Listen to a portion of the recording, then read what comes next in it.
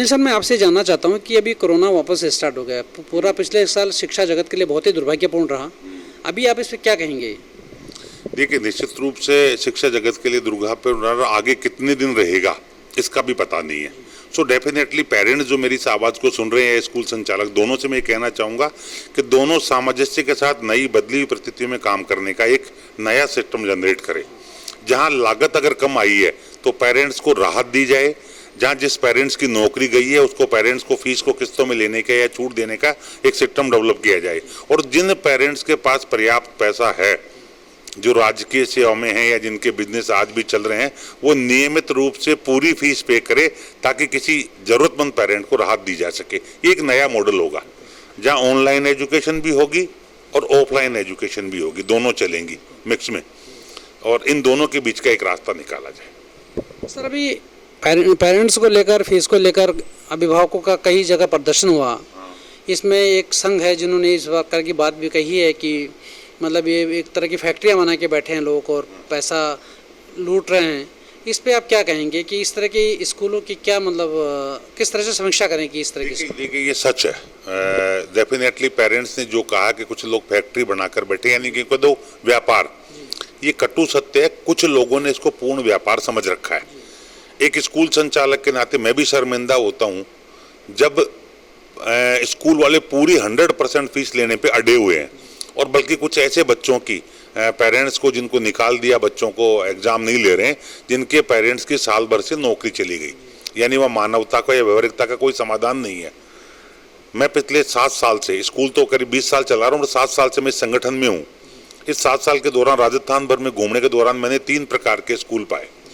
एक स्कूल जो उच्च वर्ग को डील करते हैं, वो प्योर व्यापारिक हैं। ये सच है कि उनमें सुविधाएं हमसे कई गुना बेहतर है, और उनके यहाँ एडमिशन की लाइन भी हमसे कई गुना बेहतर लगी हुई है। सो ये मार्केटिंग का खेल है। जिसके लाइन लगी हुई है वो पेरेंट्स को अपनी शर्तों पर तोलता है। उनकी इस बात की कोई परवाह नहीं है कि 50 पेरेंट्स अगर पैसा नहीं दे सके तो जाइए, दूसरे 100 पेरेंट्स उनको आके खड़े हैं।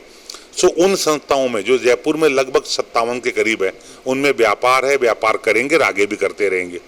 अब बात आती है लघु और मध्यम दर्जे के स्कूलों की, जिनको हम बिलोंग करते हैं। वहाँ मैं बता दूं 50% फीस भी नहीं आई। वहाँ ठीक उल्टा है, वहाँ पेरेंट्स अपनी मर्जी से स्कूल को चलाता है। सो ये दोनों बात ठीक है, व्यापार भी है और सेवा भी है। सर, उन पेरेंट्स को लेकर भी चीज़ें हैं। कई पेरेंट्स ऐसे हैं कि जिनके पास फंड होते हुए भी वो स्कूल फीस नहीं देते, और मैंने देखा कि मध्यम और लोअर क्लास पे जो स्कूल हैं, जो चला रहे हैं संचालक, उनको तो काफ़ी दिक्कत है। उनकी तो मतलब वैसे भी फीस नहीं आ रही है। तो इसके लिए क्या मैसेज आप कम्युनिकेट करेंगे पेरेंट्स को स्पेशली? देखिए, 2 चीज़ बताऊँ मैं पेरेंट्स को ये कहना चाहूँगा, चाहे वो बड़े स्कूल में पढ़ाते हो जहाँ व्यापारिक धंधा हो रहा है, या फिर किसी छोटे स्कूल में, अगर एजुकेशन को हम एक्सपेंडिचर समझेंगे तब तक कुछ भी नहीं हो सकता। ये मानसिकता का खेल है। मेरी नज़र में एजुकेशन एक्सपेंडिचर नहीं होकर एक इन्वेस्टमेंट है। आप अपने बच्चे की फीस पे जो पैसा खर्च करते हैं, उसके बदले जो शिक्षा लेते हैं, और कल ना आपने टाइम पे खर्च किया और अच्छी शिक्षा ली, तो डेफिनेटली वो बच्चा कल बड़ा होकर आपको कई गुना वापस चुकाएगा। लेकिन यदि आपने फीस में कंजूसी कर ली, आप उसको खर्चा मानते हैं, वेस्टेज मानते हैं, और आपने साल भर तक बच्चे को फ्री में जंप कराने की सोची, एक स्कूल दूसरे को बदलते रहे, तो अल्टीमेटली क्या होगा, बच्चे को जो एजुकेशन मिलना चाहिए नहीं मिलेगा। तो आपका ये खर्चा ही डूबतर चल जाएगा, वो बच्चा कुछ नहीं कर पाएगा। सो मैं पेरेंट्स को ये कहना चाहूँगा स्पष्ट रूप से, इसको आप इन्वेस्टमेंट माने, ढंग का स्कूल चुने, इसमें कोई शक नहीं, पर चुनने के बाद उसकी पढ़ाई पे जोड़ दें, न कि फीस पे बहस करें। आप जब स्कूल जाएँ तो पढ़ाई को लेकर बहस करें, फीस टाइम पे दें और पूरी उसकी वसूली करें। सर, अभी कोरोना काल चल रहा है। इस दौरान अब देखने में यह है कि अब ऑनलाइन क्लासेस पे फोकस है। ऑनलाइन क्लासेस को लेकर लोग है कि स्कूल बंद है तो नो फीस नो स्कूल वाली जो बात है, ये कहाँ तक सही है? और दूसरी चीज़, इसमें ये चीज़ आप जरूर बताएं पेरेंट्स को कि ऑनलाइन क्लासेस के लिए भी खर्चा होता है, या कितना आसान है ऑनलाइन क्लासेस चलाना? पहले 2 चीज़ों को क्लियर करें। 2 पार्ट हो गए आपके सवाल के। नो स्कूल नो फीस, इसको मैं दूसरी भाषा में समझाना पाऊंगा। गाय हम रखते हैं या कोई जानवर रखते हैं या घर रखते हैं, किराए पे लेते हैं, और कई बार 10 दिन के लिए हम किसी शादी विवाह में बाहर चले जाते हैं। सो मकान का किराया चलता रहता है। अब अगर वो ये कहे कि मैं तो रह नहीं रहा, तो फीस किस बात की? या कोई संस्था गवर्नमेंट सर्वेंट को एक संडे की छुट्टी थी तो तुझे किस बात की सैलरी? क्या होता है सर, स्कूल की बिल्डिंग वही है, उसका रेंट या लोन की किस्तें वगैरह रेगुलर जा रही है। बिजली का बिल कंस्ट्रक्शन का नहीं आ रहा होगा, स्थायी खर्चा तो आ रहा होगा, बिजली बिल भी आ रहा है, पानी का भी आ रहा है। जो गार्ड है उसकी भी सैलरी जा रही है, एम्प्लॉय को भी सैलरी जा रही है, कम जा रही होगी, इतना हो सकता है। सो इसको नो स्कूल करना तो उचित नहीं है, क्योंकि आप मान लीजिए 2 महीने बाद स्कूल सरकार खोल देती है, तो 2 महीने बाद क्या स्कूल लाएंगे? यही स्कूल 2 महीने बाद आपके लिए खड़ा है। सो ये जो वेटिंग पीरियड है, आप इसको यूं कहना चाहूंगा, कभी आप देखिए, मैं एक बार बच्चों का टूर लेने के लिए रेल बुक करा के ले गया 2, तो हमारे जाने का और वहाँ खड़े रहने का भी किराया लिया। अब मैं कह दूं मैं तो था ही नहीं, क्यों? लेकिन वो ये कहते हैं आपके लिए बुक है ये। सो जब स्कूल में बच्चे का रजिस्ट्रेशन है तो स्कूल आपके बच्चे के लिए रेडी होने के लिए तैयार खड़ा है।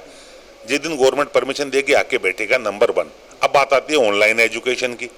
ऑनलाइन एजुकेशन में क्या होता है सर, भी मान लीजिए कि एक कमरे में अगर 4 पंखे हैं तो एक पंखा झक मार के चलाना पड़ता है हमको, क्योंकि टीचर को एक जगह नहीं बिठा सकते, 2 टीचर्स की आवाज़ टकराती है। मैं मेरे स्कूल की बात करूं, अगर 16 टीचर्स है, 16 कमरे में बैठते हैं तो 2 पंखे के बजाय 1 चलता है। बच्चे होते हैं 2 पंखे चलते हैं, 1 पंखा फिर भी चलता है। अब हमें नेट का खर्चा नबड़ बढ़ गया, पहले नहीं था, हमें हाई स्पीड का नेट लेना पड़ा। टीचर्स के लिए एक लैपटॉप लगाने पड़े, माइक्रोफोन देके पूरा सिस्टम देना पड़ा, और 5-6 दिन की उनको ट्रेनिंग करानी पड़ी। यहाँ एक बड़ा टेंशन और है सर, क्लास में टीचर जानता था बच्चा सामने खड़ा है, इसलिए वो थोड़ा सा लापरवाह हो चल सकता है। ऑनलाइन एजुकेशन में सामने पेरेंट्स भी बैठे होते हैं, सो टीचर को ज़्यादा अटेंटिव रह के काम करना पड़ता है, ज़्यादा बर्डन है। सो ऑनलाइन एजुकेशन को कहीं भी कम नहीं माने, ईमानदारी से हम टीचर को वही सैलरी देनी पड़ रही है जो पहले देते थे, इसलिए खर्चों में कोई कमी नहीं आई है। बिजली का बिल थोड़ा सा कम हुआ है, इसमें कोई शक नहीं, तो उसके बदले कुछ राहत दे सकते हैं। सर एक चीज़ और मैं जानना चाहता कि अगर स्कूल अभिभावक संघ जो हैं, इसमें जो भी पेरेंट्स हैं, अगर ये आप संवाद के लिए बात करते हैं तो इस संवाद के लिए आपका संघ जो है तैयार रहेगा? देखिए इसमें कोई दिक्कत नहीं है। जहाँ तक मैं बात करूँ, मेरे तो सबसे अच्छी मित्रता है और मैं खुले मन से उनके साथ बैठने को तैयार हूँ जब कहेंगे। लेकिन जो बड़े स्कूलों के संगठन, हमारे 5-6 संगठन है, जो private forum of private schools of Rajasthan करके एक संगठन है, CBSE का एक संगठन है, वो लोग जहाँ व्यापारिक की बात में कर रहा था वो कतई बात नहीं करेंगे। They don't want to talk to any talk with the parents, कि वो उनके जहाँ व्यापारिक रिश्ते हैं तो वो कहते हैं कोई दिक्कत नहीं, अगर उनको मैं पसंद नहीं हो तो मेरे बच्चे से निकाल ले जाए। हमारी दिक्कत है कि हम डरते हैं, हम ऐसा नहीं कह सकते। तो मैं ये उनको कहना चाहूँगा कि जो छोटे स्कूल्स में पेरेंट्स बढ़ते हैं उनको बेझिझक करके हमारे साथ भेजिए, हमारे से बात करिए। और ये बड़े पेरेंट्स भी यदि अपनी समस्या का समाधान चाहते हैं तो क्यों नहीं इकट्ठे होकर हमसे बात करो ना, हमारे स्कूलों में कराओ एडमिशन। सो हमारी गरीबी भी दूर होगी, हमारे साथ बैठ के प्लान करो। मैं तो ये कहना चाह रहा हूँ कि ये जो इतना पैसा वहाँ खर्च कर रहे हैं उसका कम पैसा हमारे यहाँ दें, नंबर 1। बाकी पैसे को इंफ्रास्ट्रक्चर डेवलप करने में लगाएं और अपने बच्चों के साथ बैठ के एजुकेशन का प्लान डिस्कस करो। फीस ही मत करो, एजुकेशन भी करो, हमें कोई दिक्कत नहीं, हम बात करने को तैयार हैं। सर अभी कोरोना चल रहा है, क्या एज ए शिक्षक आप क्या संदेश लोगों को देना चाहेंगे? देखिए मैं कोरोना के दौरान 2 चीज़ें, 3 लोग हैं हम, एक पेरेंट्स है हमारे पास, एक बच्चा है और एक अभिभावक है। मैं तीनों को ये कहना चाहूँगा, पेरेंट्स को ये कहना चाहूँगा कोरोना कितने दिन चलेगा कोई भरोसा नहीं है। सो आप एजुकेशन का जो नया सिस्टम स्कूल दे रहा है, चाहे वो ऑनलाइन का हो, चाहे ऑफलाइन का हो, चाहे परामर्श क्लासेज का हो, चाहे वर्क बुक का हो, 4-5 सिस्टम दे रखे हमने, आप उसको एडोप्ट करें। बच्चे को फ्री में पास कराने की कतई नहीं सोचें, क्योंकि फ्री में जो पास हो रहा है, प्रमोट हो रहा है, ये बड़ा नुकसान देगा सर। क्योंकि आप सोचिए ये गैप है, ये एक क्लास का जो सिलेबस है इसको कोई कवर नहीं करने वाला। अगर आप फीस नहीं दे रहे हो तो अगली क्लास में कवर नहीं करेगा और आपका बच्चा जीवन भर उस कमी को ढोएगा। पैसा बचाने के चक्कर में नहीं जाके आप बच्चे को रेगुलर क्लासें दें, नंबर 1। हाँ आपकी आर्थिक स्थिति खराब है तो मैं पेरेंट्स से कहना चाहूँगा अपने संबंधित स्कूल में जाएं, बाकायदा लिखित में एप्लीकेशन दें कि मैं इस कारण से आपको फीस इन डेट्स में दे दूंगा। स्कूल मान जाए ठीक है, नहीं आप हमें कॉल करो, हम उसको बात करके मनाएंगे। ये 2 चीज़ हम कह सकते हैं। स्कूल से मैं ये कहूँगा कि आप पेरेंट्स का ट्रैक रिकॉर्ड भी जानते हो और उनकी हिस्ट्री भी जानते हो। अगर कोई पेरेंट्स ईमानदारी से टाइम पे आपको फीस देता था और उस कोविड के दौरान वो नहीं दे पा रहा तो आप उसके साथ मानवता का व्यवहार करें, उनको 1-2 साल की अवधि भी अगर देनी पड़े तो दें, क्योंकि ये भी एक इंसानियत है, ये बिजनेस नहीं है। आपको मालूम है कोई पेरेंट्स, हाँ कोई पेरेंट्स की पहले भी नीयत गंदी थी, उसके साथ जरूर आप एक लिखा पढ़ी का व्यवहार कर सकते हैं। बाकी जो सही पेरेंट्स है उनको कोऑपरेट करें और एक जिसे मैं कहूँ कि व्यवहारिक अपनाएं, न कि कानूनी बने। कानून में सुप्रीम कोर्ट ने कह दिया 100% फीस लो, पर 100% फीस जायज नहीं। जो कोई दे रहा है उसको 19-20 करके ले सकते। सर सरकार की तरफ से कोई इस तरह की हेल्प मिलती है प्राइवेट स्कूल के लिए, कोई गाइडलाइन सरकार की? सर सबसे बड़ा दुर्भाग्य तो यह है कि इस कोरोना के दौरान सरकार के एजुकेशन सिस्टम में, जहाँ शिक्षा मंत्री डोटासरा जी, उनसे मेरी कई बार बात हुई, एजुकेशन सेक्रेटरी से हुई, कोई भी समस्या को समझने ही कोई तैयार नहीं है। वो गवर्नमेंट की दृष्टि से इसको ले रहे हैं। उनका कहना कोई दिक्कत नहीं, आपने नहीं पढ़ाया तो फीस किस बात की ले रहे हैं। मैंने खुद ये सवाल किया, उन्होंने भी कहा था no school no fees, Dotasra ji ने। जब मैंने उनको कहा ये बिल्डिंग का किराया कहाँ से दूं, टीचर की सैलरी का दे दो आप, ये आपकी हेडेक है। अब इसको ये मेरी हेडेक कैसे हो सकती है? ये टीचर बिल्डिंग सब मैंने उस बच्चे के लिए रखी है जो मेरे स्कूल में आएगा। सो अगर शिक्षा मंत्री जी एक बयान देते पेरेंट्स को कि कोरोना लंबा चलने वाला है, आप स्कूल से रेगुलर जुड़ें और अपनी समस्या को स्कूल से डिस्कस करके 19-20 करके आप दोनों समझौता कर लें, तो मैं कह रहा हूं न शिक्षा में दिक्कत आती है न पेरेंट्स को सुप्रीम कोर्ट हाई कोर्ट जाना पड़ता। पर उन्होंने समाधान करने के बजाय बल्कि फीस को कम कर दिया, कटौती कर दी, किस्तों में कर दी, एजुकेशन जोड़ के उलझाए रखा और अल्टीमेटली सुप्रीम कोर्ट ने वही कहा जो हम पहले दिन से कहते आ रहे हैं कि फीस तो पूरी लगेगी, आप एजुकेशन से जुड़िए। अब इससे उल्टा पेरेंट्स को नुकसान हुआ है सर। बड़े स्कूलों में कुछ पेरेंट्स ने ये सोच करके एजुकेशन नहीं लेंगे तो किस बात की फीस देंगे, नहीं जुड़े साल भर तक, और अब सुप्रीम कोर्ट के डर से 100% फीस देनी पड़ रही है। दूसरी चीज और क्लियर कर दूं पेरेंट्स को, गवर्नमेंट ने कहा प्रमोट होंगे सारे छात्र, अखबार कह रहे हैं, पर मैं आपको घड़ी बता दूं प्रमोट नहीं हो रहे सारे छात्र। मैं बड़ी बात घोषणा कर रहा हूं, गवर्नमेंट ने जो 12 अप्रैल का आदेश निकाला उसमें साफ लिखा है कि पंजीकृत विद्यालय से निरंतर अध्ययन की पुष्टि एवं स्कूल द्वारा चलाए गए कार्यक्रम की आकलन के आधार पर ही प्रोजेक्ट हो गए। 2 शर्तें लगा दी, 2 राइडर्स है, एक तो निरंतर अध्ययन की पुष्टि और एक उसने काम किया हो तो। अब जिस पेरेंट्स ने कुछ भी साल भर तक स्कूल में गया ही नहीं, काम नहीं किया बच्चे ने, वो पास नहीं हो रहा है, उसको रखा गया ऐसे कैसे। अब पेरेंट्स झक मार के स्कूल जा रहे हैं, 19-20 उसको फीस दे रहे हैं और बच्चे को पास करा रहे हैं, उल्टा पेरेंट्स का लॉस हुआ है। तो आगे से समझ लीजिए सिस्टम यही रहेगा, बिना बच्चे को अध्ययन किए पास नहीं करेगी गवर्नमेंट। कागजों में चाहे उसको अध्ययन करता हुआ दिखा दे, पर अल्टीमेटली बच्चे को अध्ययन करना होगा। तो जुड़े रहें। मैं एक मानव के रूप में कहना चाहूंगा, मुझे एक बार कोरोना हुआ, मैं उसका भुक्तभोगी हूँ और अभी दैनिक भास्कर को मैं थैंक्स दूंगा, या पेपर को मैं जहाँ जाता रहता हूँ। अभी हम शमशान घाटों में जाके आया हूँ, मैं कुछ हॉस्पिटल का विजिट किया, बहुत भयावह स्थिति है।